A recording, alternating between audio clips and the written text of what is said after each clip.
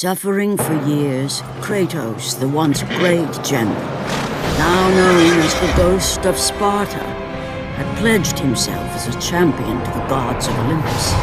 In return, he hoped only to rid himself of the nightmares that haunted him for far too long. But for now, his only respite, his only relief from the sins of his past, was found in the heat of battle.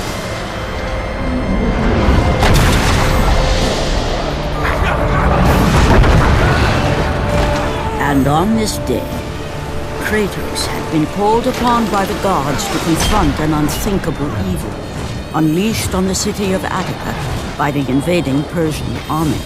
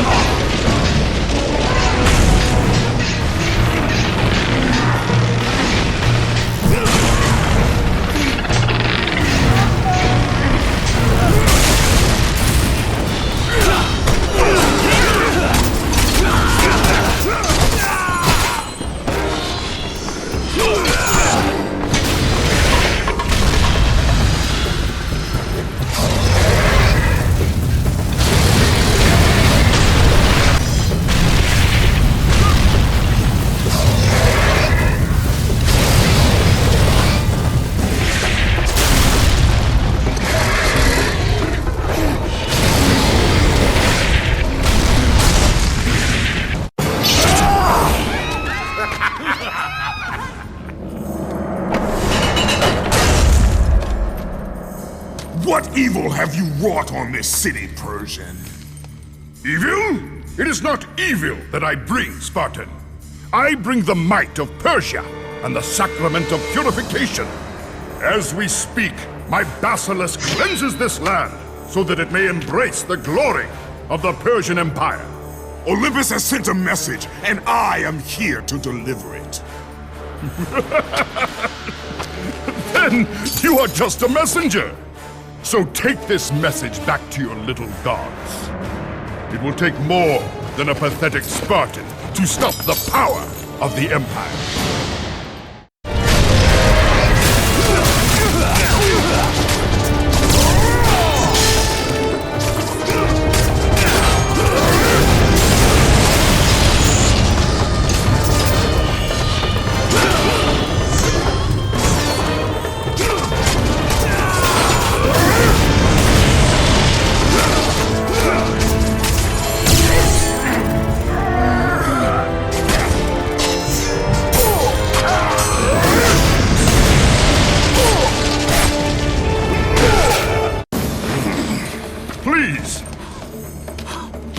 Please, spare my life, and I will give you all that you ask. You have nothing I want, Persian. Take my kingdom, my women, my gold. I won't take your riches, but I will take your life.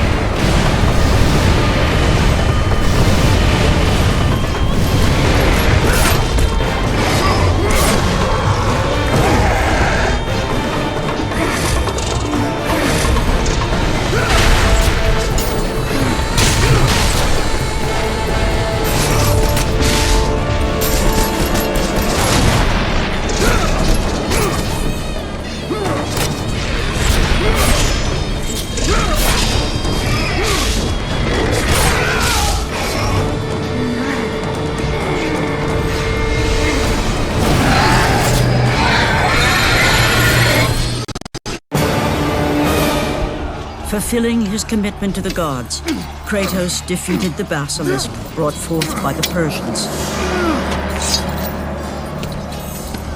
But this small victory would not satisfy the man who had come to be known as the Ghost of Sparta. Is this all you would have me do? Is there nothing else?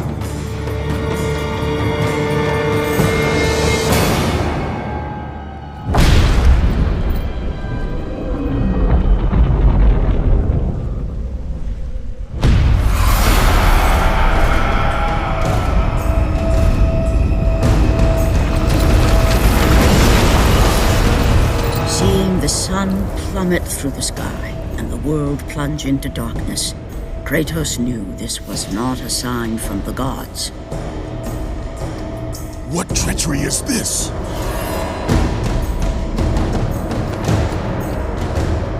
Setting his sights on the glowing horizon, Kratos made his way toward the mysterious light.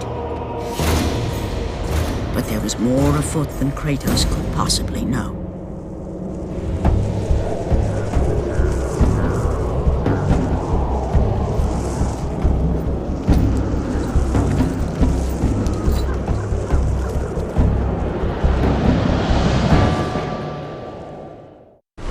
In the darkness, Morpheus, the god of dreams, awakened to a world where he and only he wielded power.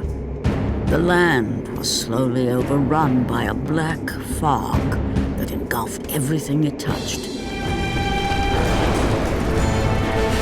The power of Morpheus affected even Kratos, as he was haunted by a strange melody.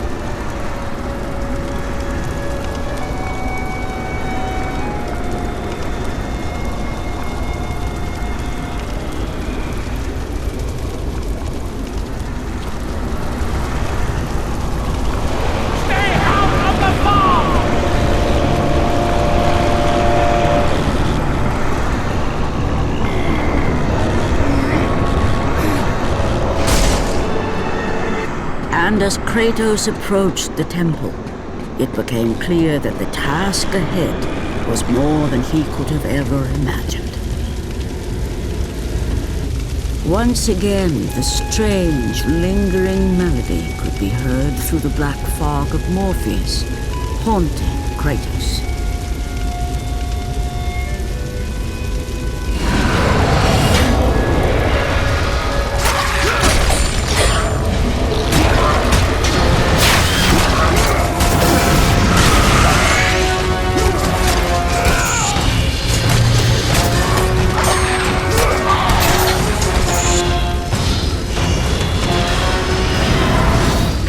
On which Kratos stood was the sun chariot of Helios, the very chariot that the fire steeds pulled across the sky every day, allowing the brilliance of Helios to shine down on all mankind. Kratos. Athena! What madness has befallen us? Kratos, there is not much time. Olympus needs you. I grow tired of the gods' requests, Athena. I have given enough. Now take these nightmares from my head! It is not for you to say when your servitude ends. You will earn your freedom in time. But for now, Olympus needs your unquestioning obedience. The god of the sun has been torn from the sky. This temple on which you stand is the chariot of Helios. Without their master to reign them, the fire steeds have driven the sun chariot into the earth. And without Helios, there is no one to keep Morpheus from seizing permanent power. Many of the gods have fallen to a deep slumber. Soon, all will succumb to the black grip of Morpheus. What would you have me do? You must find Helios and return him to the sky, lest the world of gods and man be lost forever. Only his light can release the grasp of Morpheus. Athena! Athena!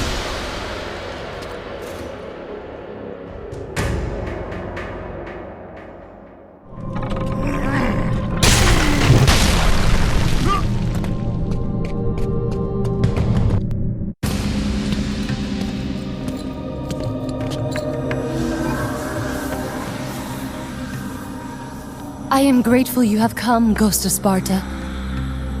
The Titan Atlas has been freed from the pits of Tartarus, and has taken my brother Helios from his rightful place in the sky. What does Atlas want with the sun god? Helios holds within him the power of the sun, a power so great it can destroy the world. It cannot be trusted in the hands of a Titan. Please, take the sun shield from his throne, walk through the gates of Olympus, and you will find me. Hurry, Kratos. Even now, my brother suffers at the hand of Atlas.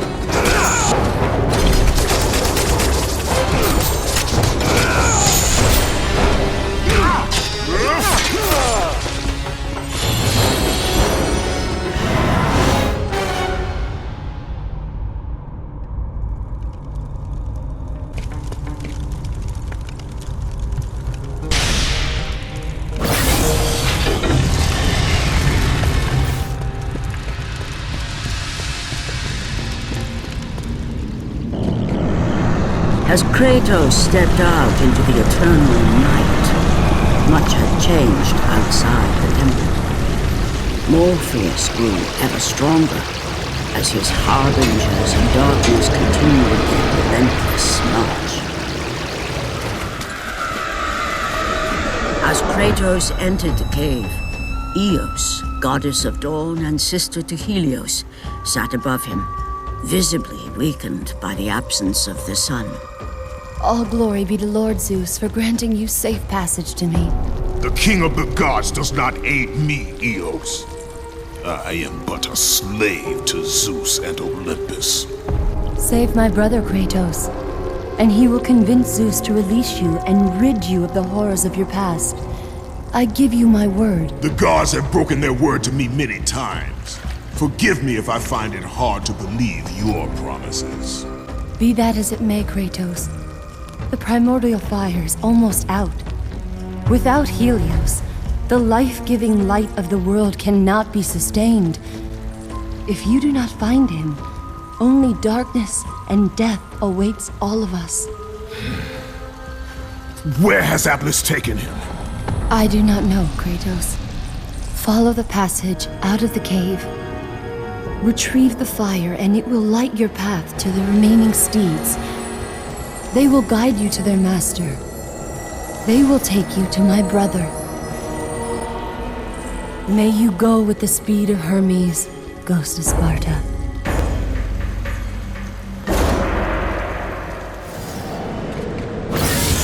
And again, the melody returned, and it almost seemed familiar.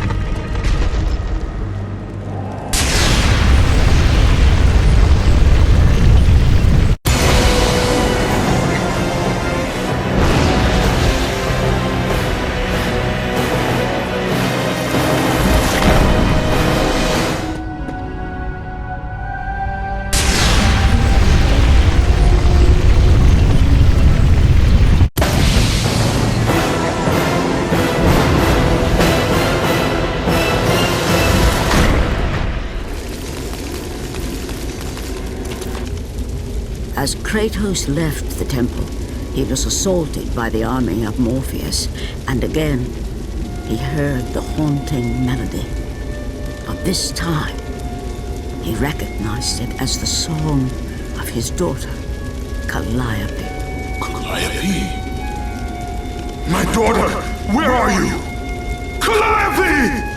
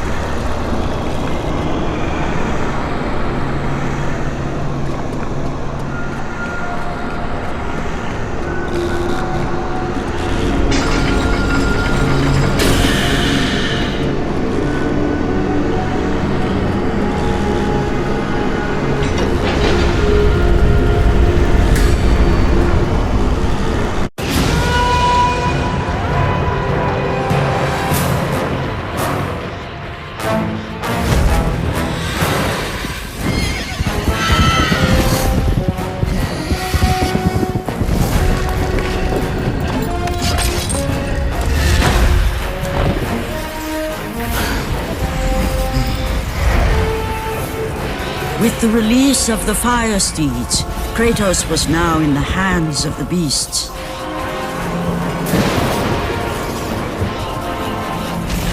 And where they would take him, he did not know.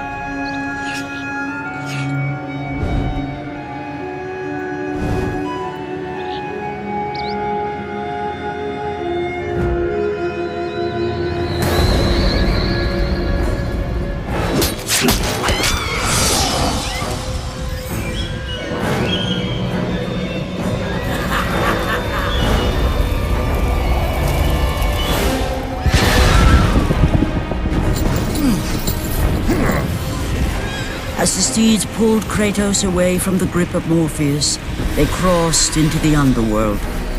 But in the land of the dead, they could go no further, for these beings of light were not welcome in Hades.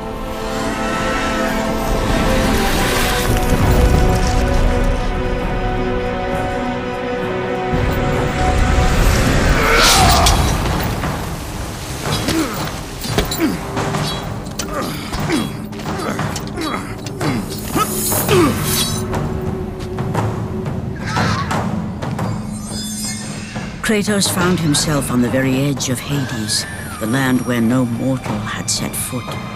Here, where the souls of the dead walk their fated path, Kratos knew that for him, this was merely the beginning.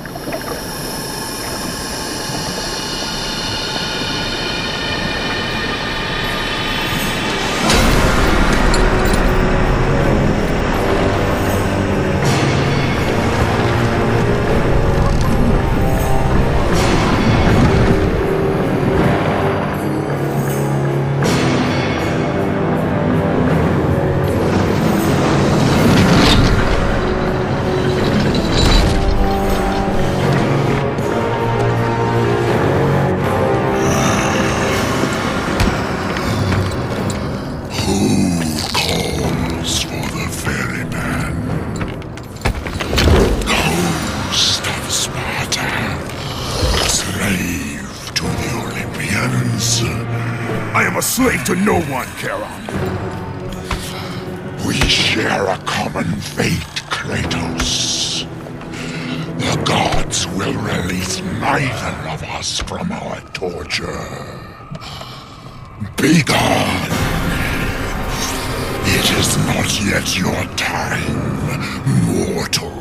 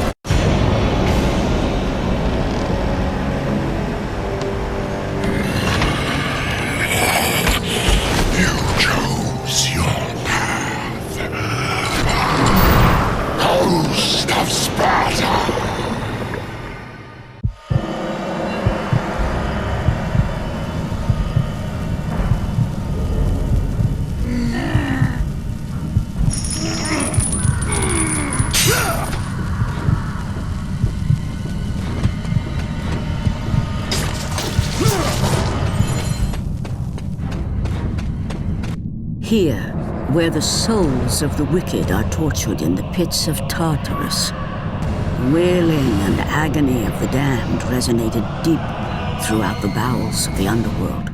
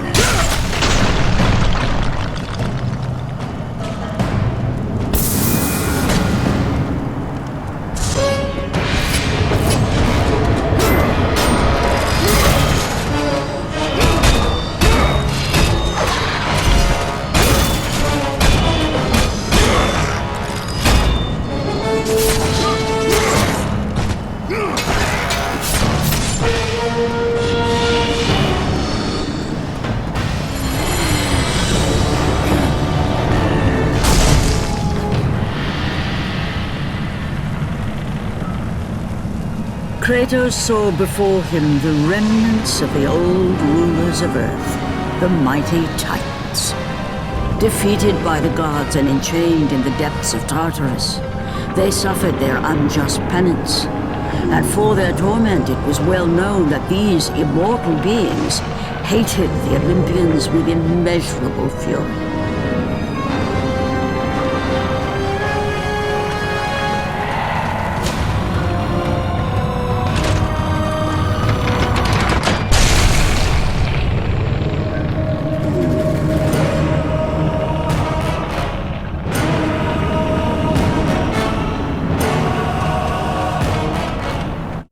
By the hands of Zeus, the Titans had been bound and shackled in their torment for 1,000 years, with no hope of escape. Now the chains that once held the Titan Atlas lay broken, and only one question plagued the thoughts of Kratos. Who would release such evil?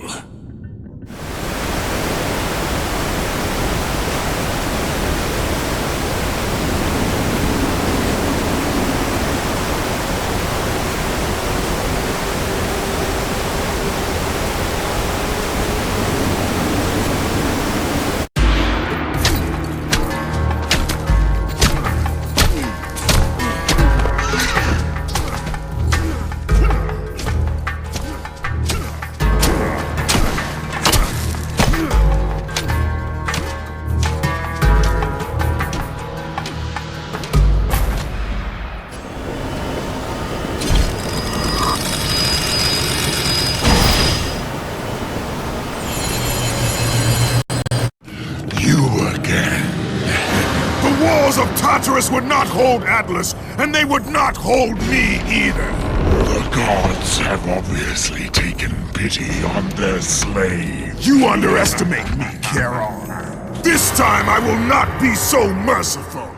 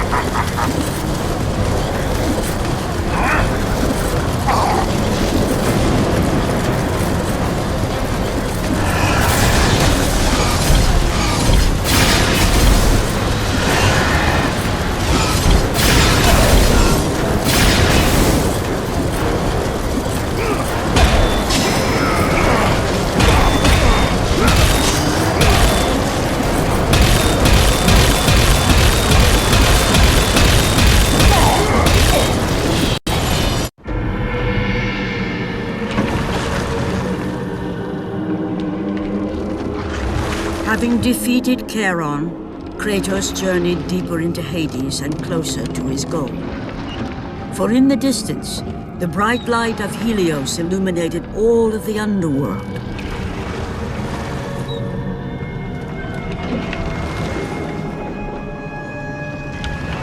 But something on the shore caught his attention.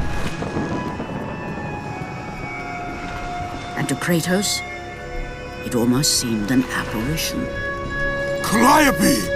Upon seeing his daughter, Kratos realized that all that he had been working for, all that he had wanted, was within reach. Years of service to the gods had not delivered him from his pain. Never had it eased the burden of his past. And now, Calliope was found. Calliope!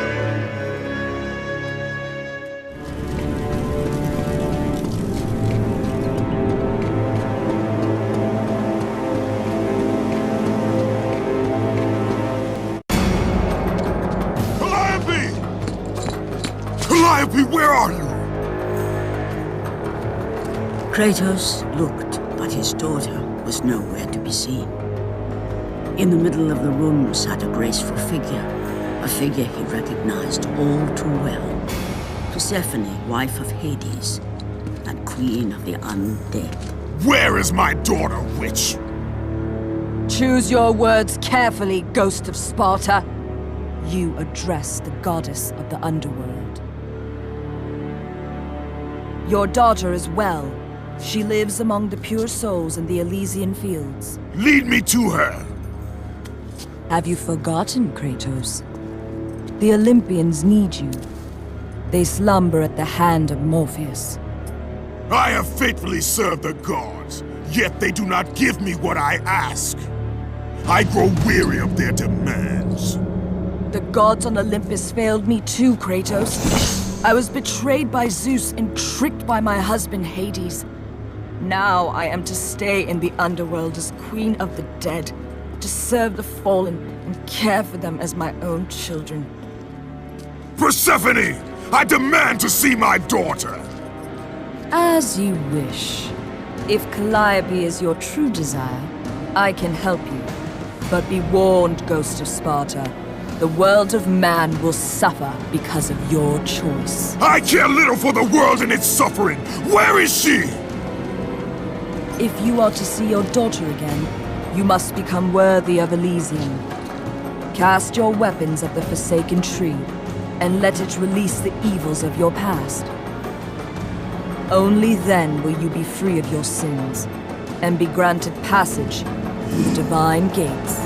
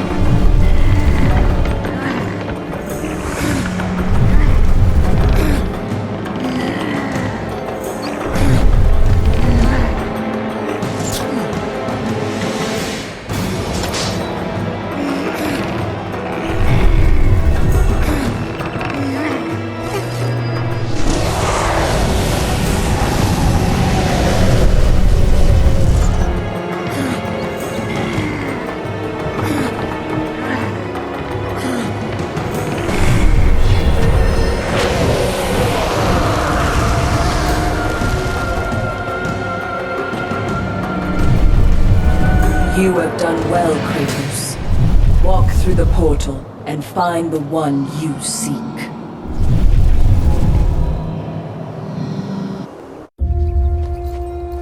Calliope! Father? My child. Why did you go? I am here now, child. And I will not leave you again. I have watched over you pathetic mortals for 1,000 years, and it is always the same. Serving yourself before the needs of others has always been your flaw. But no matter. For now you serve my purpose. It is time for all that came before to end. The Titan will fulfill his role and finish what I have started. I released Atlas. You? As you were pathetically disarming yourself, Atlas completed the task I set him out to do. With the power of the sun in his hands, it is only a matter of time before he destroys the pillar that holds the world. And Olympus with it. But why? Do you think it was my choice to wed a man I did not love? Live a life I did not choose? I was betrayed by the very gods that once saw me as their own, but no more. Once the pillar is destroyed, the world will revert into chaos. And what is to become of you? I will have my peace and be free from this miserable existence. I will perish, but it is my choice. Father, what's happening? I'm scared. In your selfish choice to be with your daughter, you have caused her ruin. No. Elysium falls too, Kratos. She will perish. No! I will not let the gods take her from me again! Father! The choice was clear to him, yet impossible to make. To stay with his daughter meant the end of the world and the end of her. To stop Persephone and Atlas would mean forsaking his daughter forever. While his hatred and anger for the gods grew ever stronger, he knew there was but one thing to do.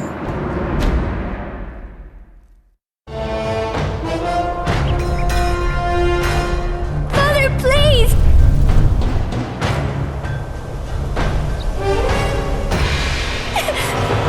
Please!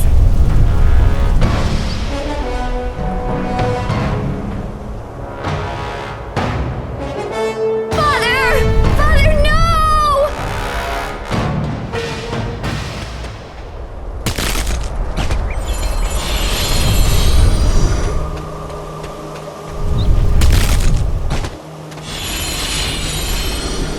Kratos soon realized that what he gained in humanity, he lost in power.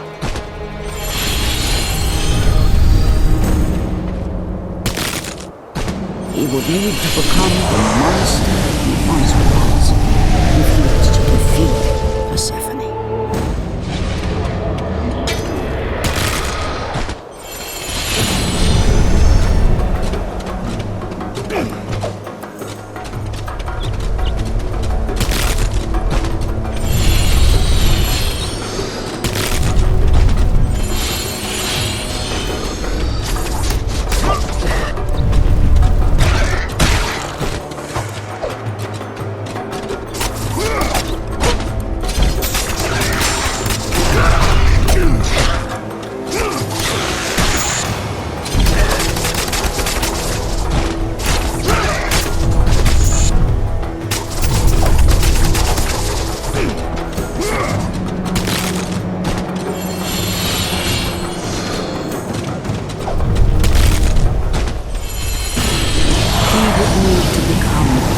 Of Sparta once again, if he was to save his child.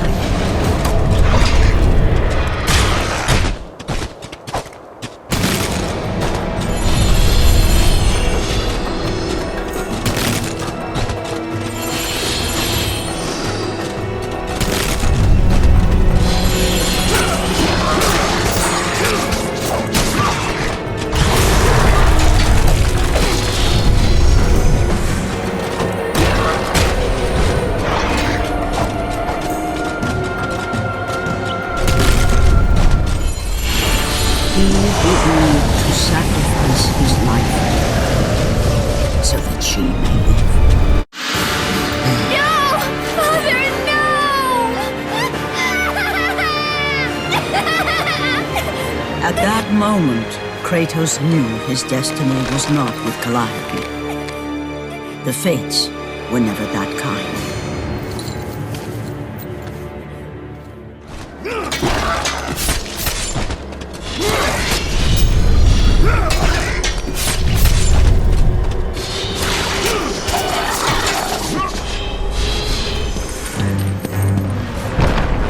Spartan, witness the end.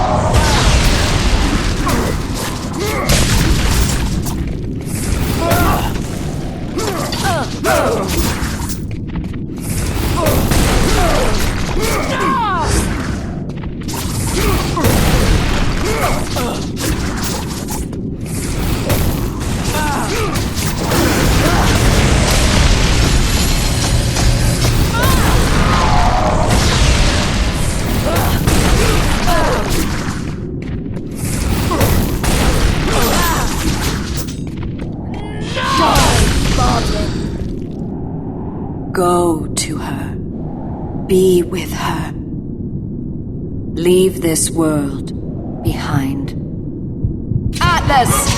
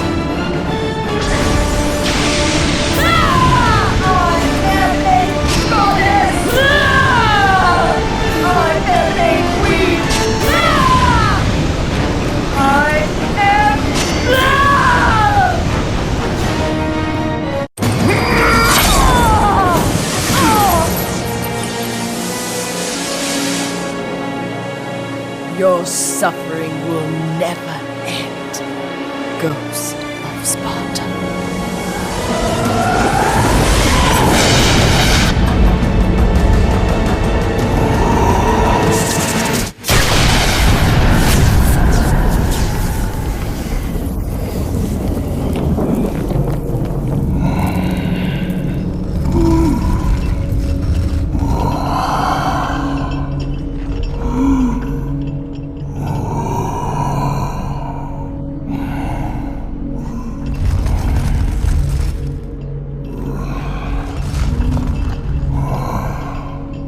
Perhaps you believe the Olympians will help you. But I ask, where are your gods now, Kratos? Why do they not come to your aid? I do not need the aid of the gods! But my path is now clear to me. I will serve them! And they will keep their promise to free me from my past! I ask you, Spartan, what good is the promise of an Olympian? It is all I have, Atlas! We will meet again, Spartan. The fates have deemed it. One day, you will regret what you have done here. The mighty Atlas was left enchained, cursed to forever hold the world on his shoulders. Greater penance than even Zeus himself had placed on the Titans. The fate of Atlas had been sealed, and the goddess Persephone was no more. Kratos had saved mankind, but that mattered little to him. By forsaking his daughter, he had abandoned the only person he ever cared for. What he had long sought and finally found was now forever lost.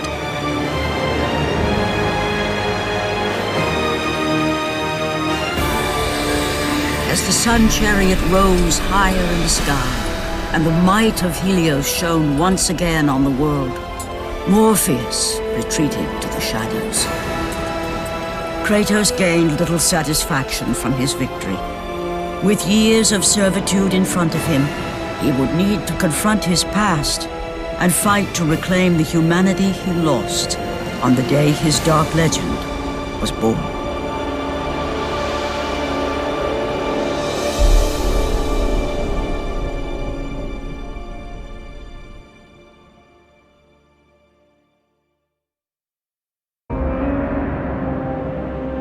The dire toll of his relentless battles finally caught up with him as Kratos fell from the chariot to the earth.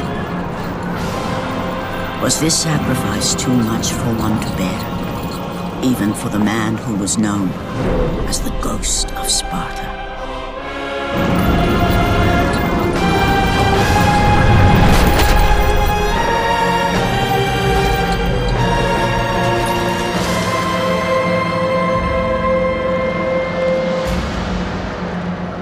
He has again served us well, Athena. He is a remarkable mortal. He is weak. Shall we help him? He'll live. They must.